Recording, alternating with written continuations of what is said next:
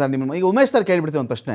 Umesh sir, ಈಗ physical presence ಒಂದು murder ವಿಚಾರಕ್ಕೆ ಸಂಬಂಧಪಟ್ಟಂತೆ ವಿನಯ್ ಕುಲಕರ್ಣಿ ಸ್ಪಾಟಲ್ಲಿ ಇರಲಿಲ್ಲ, ಇವರನ್ನ ಸಂಚು ರೂಪಿಸ್ಬಿಟ್ರು, ಇವರೇ ಆಪ್ರೇಟ್ ಮಾಡಿದರು.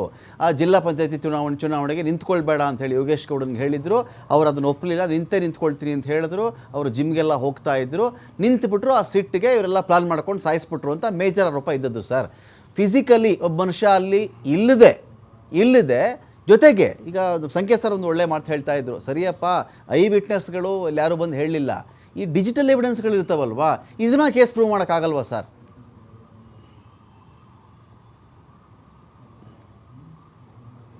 ಹೌದು, ಅದಕ್ಕೋಸ್ಕರನೇ ನಾವೇನು ಡಿಜಿಟಲ್ ಎವಿಡೆನ್ಸಸ್ಗಳನ್ನ ಎಷ್ಟು ಮ್ಯಾಕ್ಸಿಮಮ್ ಕಲೆ ಹಾಕಬೇಕೋ ಅಷ್ಟನ್ನು ಕಲೆ ಹಾಕೋಕ್ಕೆ ಪ್ರಯತ್ನ ಪಡ್ತೀವಿ.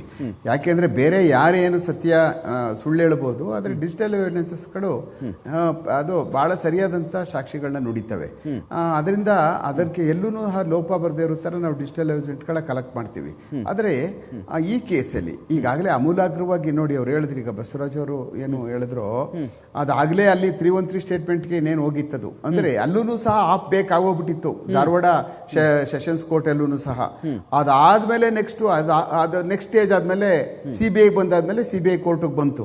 ಅಂದ್ರೆ ಈ ತರ ಒಂದು ತನಿಖೆಗಳನ್ನ ಮಾಡ್ಕೊಳ್ಳುವಂತಹದ್ದು, ಮತ್ತೆ ತನಿಖೆಯ ಸಮಯದಲ್ಲಿ ಈ ತರ ಹಲವಾರು ಘಟನಾವಳಿಗಳು ನಡ್ಕೊಂಡು ಹೋಗುವಂತ ಆದಾಗ ಏನಾಗುತ್ತೆ ಅಂದ್ರೆ, ಯಾವುದೇ ಏಜೆನ್ಸಿ ಮಾಡಲಿ ಅದು ಎಷ್ಟು ಅದು ಆ ಸಮಯದಲ್ಲಿ ಮಾಡದೆ ಬೇರೆ ಸಮಯಗಳಲ್ಲಿ ನಾವೇನು ಆ ತನಿಖೆಗಳನ್ನ ಮಾಡ್ತೀವಲ್ಲ, ಯಾಕೆಂದ್ರೆ ನಮ್ಗೆ ಅನುಭವ ಇದೆ, ಬಹಳ ಹೊಸದಾಗಿ ಮಾಡಿದಂಥ ತನಿಖೆಯಲ್ಲಿ ಎಷ್ಟು ಎವಿಡೆನ್ಸಸ್ಗಳು ಸಿಗ್ತವೆ. ಅದಾದ್ಮೇಲೆ ನಮಗೆ ಒಂದು ಮರ್ಡರ್ ಕೇಸು ಒಂದು 6 ತಿಂಗಳಾದ್ಮೇಲೆ ಪತ್ತೆ ಮಾಡಾದ್ಮೇಲೆ ಅದರಲ್ಲಿ ಎವಿಡೆನ್ಸಸ್ ಏನು ಸಿಗ್ತವೆ, 1 ವರ್ಷ ಆದ್ಮೇಲೆ ಸಿಗ್ತವೆ ಅನ್ನುವಂಥದ್ದು. ಮತ್ತೆ ಆ ಸಮಯಕ್ಕೆ ಆ ಜನ ಏನು ಹೇಳ್ತಾರೆ, ಈ ಪ್ರಕರಣ ಆದ ತಕ್ಷಣನೇ ಆ ಹೇಳುವಂಥ ಜನಗಳ ಮನಸ್ಥಿತಿಯಾಗಿರ್ತದೆ. ಇದೆಲ್ಲ ಸಹ ನಾವೆಲ್ಲ ಈಗಾಗಲೇ ಬಹಳ ವರ್ಷಗಳಿಂದ ನೋಡಾಗಿದೆ.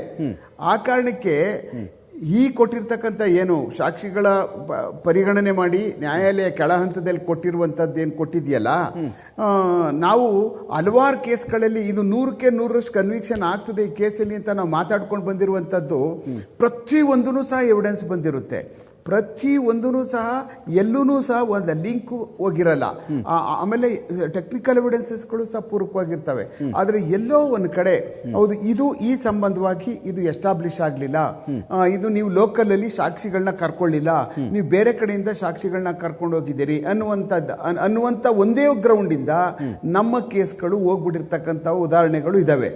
ಆ ಕಾರಣಕ್ಕೋಸ್ಕರನೇ ನ್ಯಾಯಾಲಯಗಳು ಯಾವುದನ್ನ ಯಾವ ರೀತಿ ತಗೊಳ್ತವೆ ಮತ್ತೆ ಯಾವುದನ್ನ ಪರಿಗಣನೆ ಮಾಡ್ತವೆ ಅಂತ ಅನ್ನುವಂಥದ್ದು ಪೂರ್ಣ ಪ್ರಮಾಣದ ಏನು ಆರ್ಗ್ಯುಮೆಂಟ್ ನಡೀತದಲ್ಲ ನ್ಯಾಯಾಲಯದಲ್ಲಿ, ಹೈಕೋರ್ಟ್ ಒಳಗಡೆ, ಅವಾಗ ನಮ್ಗೆ ಗೊತ್ತಾಗ್ಬೋದು ಅಂತ ಕಾಣಿಸ್ತದೆ.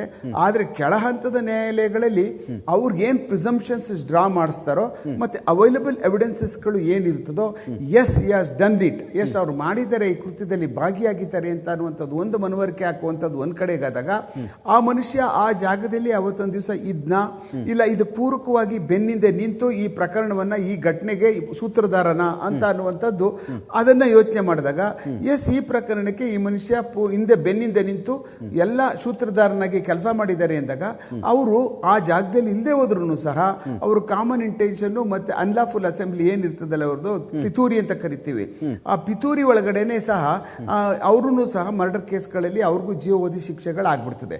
ಅಂದ್ರೆ ನಾನು ಜಾಗದಲ್ಲಿಲ್ಲ, ನಾನು ಭಾಗಿಯಾಗಿಲ್ಲ, ನಾನು ಎಲ್ಲೋ ಇದ್ದೀನಿ, ಆಚೆ ಇದ್ದೀನಿ ಅಂತ ಅನ್ನುವಂಥದ್ದು ಹೇಳ್ಕೋಬೋದೇ ಹೊರತು ಅದೊಂದು ಅವ್ರಿಗೊಂದು ಆರ್ಗ್ಯುಮೆಂಟ್ ಆಗ್ತದೆ ಹೊರತು. ಮತ್ತು ನಮ್ಮ ಸಾಕ್ಷ್ಯಾಧಾರಗಳಿಂದ ಪಿತೂರಿಗಳು, ಅನ್ಲಾಫುಲ್ ಅಸೆಂಬ್ಲಿ, ಆಮೇಲೆ ನಾವುಗಳು ಅದನ್ನು ಕೂತ್ಕೊಂಡು ಅದನ್ನು ಭಾಳ ತುಂಬ ಚೆನ್ನಾಗಿ ಸುಫಾರಿ ಮಾಡ್ತಕ್ಕಂಥದ್ದು ಮಾಡಿದಾಗ ತಪ್ಪಿಸ್ಕೊಳ್ಳೋಕೆ ಸಾಧ್ಯ ಆಗೋದಿಲ್ಲ ರಮಕ್ಕಂತವ್ರೆ. ಫೈನ್.